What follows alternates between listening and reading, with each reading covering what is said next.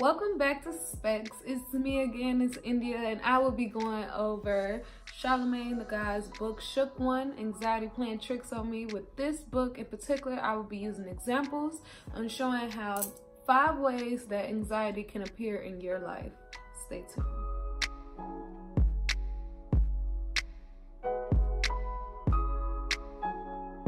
Before we can get into the 5 ways that anxiety can show up in your life, I do want to give a quick overview of Charlemagne the God.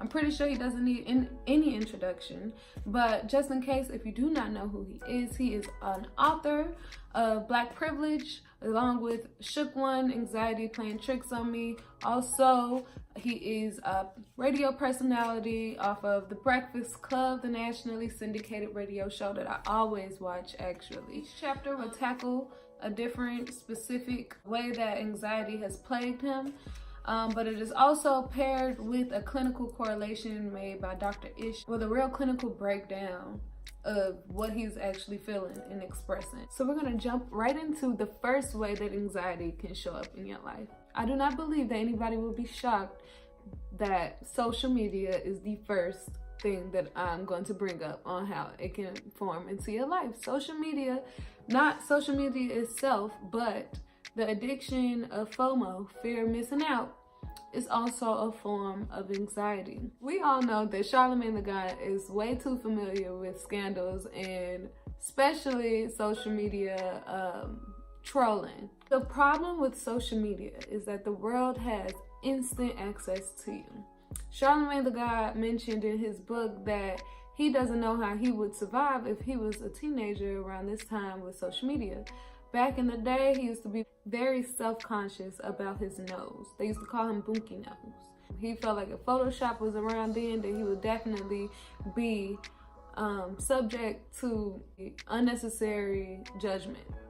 It can make you feel like you're joining a club. It's like being back in high school all over again. Also, he gives advice saying that when things like that approach, when you are being trolled or bullied online, do not clap back. It is not worth it. It's your anxiety that makes you even want to respond in the first place, because you know off rip who you are and nobody can ever tell you something that you don't know about your own self. So what is the point? Moving along to number 2, paranoia. Now, this is something that we all really wouldn't even realize, especially in the Black community, that is even a problem. We are kind of prepped and groomed to believe that paranoia is what we actually need to be able to survive, when really it is an extra stress that you are adding on to your mental health, and it's not healthy at all. There's a difference between fear and danger. Fear is just an imaginative what-if proposal of something that hasn't even happened yet, but yet you are afraid to do it anyway. Danger, on the other hand, is something that is a possible posing threat that can create injury, self-harm, any physical, real life or death survival type of situation. The way that Charlemagne the God showed his paranoia, one of many that he had, was basically whenever he would smoke weed. Because he keeps using like 1 or 2 examples, but it seems like this man just needs to stay away from weed, because every single time he smokes weed, he has like many panic attacks and is extremely paranoid. There's one right in the beginning of the book of showing how it was his birthday and he decided to smoke weed with his friends just because it wasn't his normal thing. He used to back then, but he was just doing it for now. And the friends left the room for maybe a few minutes, but to him it felt like forever. He raced out, got in the car, drove all the way home, was definitely talking to himself.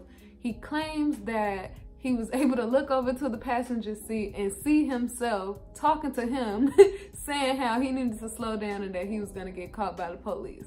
Now, I'm pretty sure a lot of people can relate, probably not to the extreme of seeing yourself, seeing your double, but definitely to the extreme of maybe being high and feeling like everybody knows that you're high or can smell you, or fear of being pulled over by police or anything like that. On to number 3.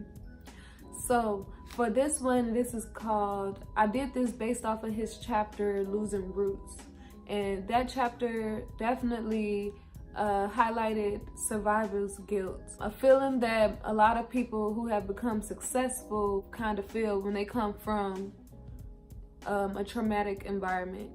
So Charlemagne's example was that he had a childhood friend who at one point both of them wanted to rap at the same time, but they were very young. They were in their high school days. Obviously, as time gone on, Charlemagne was able to progress in his career in the radio and entertainment scene, but his friend was still adamant on becoming a rapper. And I believe at this time they're in their 30s or 20s, whatever it was at a time that Charlemagne the God felt the need to tell his friend that maybe this wasn't it and this wasn't, you know, the path that he should go. His survivor guilt stemmed from the fact that he was in the music industry, or at least around it, that he could have used his efforts to promote and help push his friend's career forward, but it all hit him when his friend ended up becoming murdered in the studio while working on music. It made him feel like if he had at least tried to help, that maybe that his friend wouldn't be there. Obviously, nobody can control when somebody can be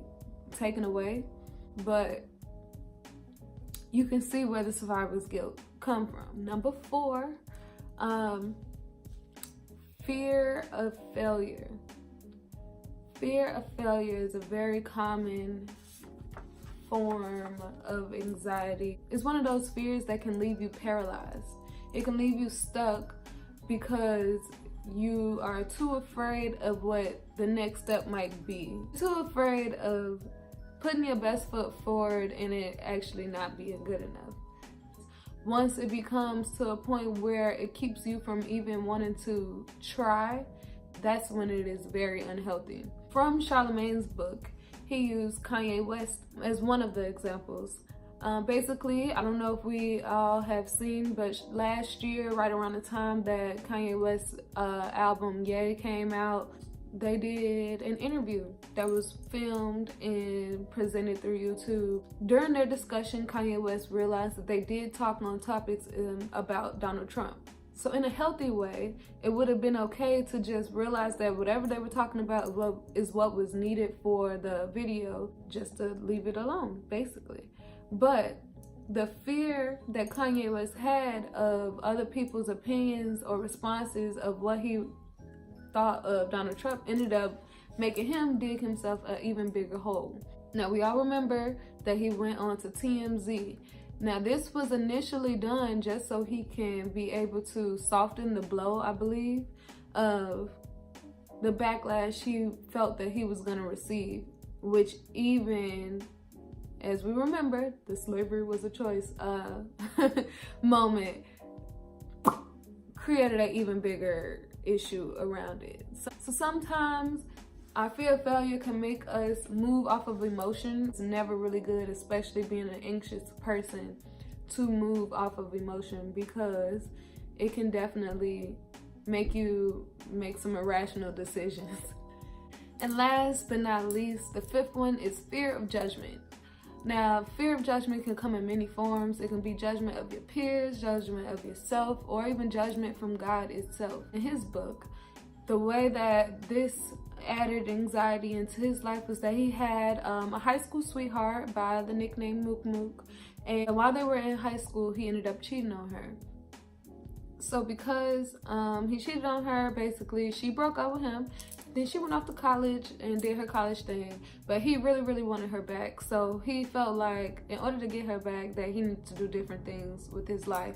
So he ended up not doing drugs, drinking alcohol, probably not even cursing. He was definitely going to church more, anything that he felt like that he could do to prepare himself to be back with his wife, because he felt like that God would send her back to him if he was to get his life together. So one day, while he was celebrating his birthday, which he is a Jehovah's Witness, by the way, and they're not supposed to celebrate that at all. So that was one little added brick of guilt. Long story short, he ended up having a threesome with 2 ladies, and it made him feel horrible. The next day, he had panic attacks. he had to call his father. He didn't know what basically to do. His father laughed at him and was like, boy, like, you done drove me all the way over here, had me worried about you, you have panic attacks. And all Charlemagne is saying is that he let God down and that he feels so bad that he had this sexual act with those women and that Mugmu would never want him now. His father basically let him know, like, shoot, if you gotta go to hell just for drinking and having sex with women, well, I'm doomed too. I guess I'm going down too. It didn't change the situation, but it did make him feel a little bit better about not overreacting and knowing that you can mess up sometimes. Well, thank you. This is all for this episode today. But I would like to know specifically in the comments, what were your coping mechanisms that you used in certain anxiety-driven situations? Thank you.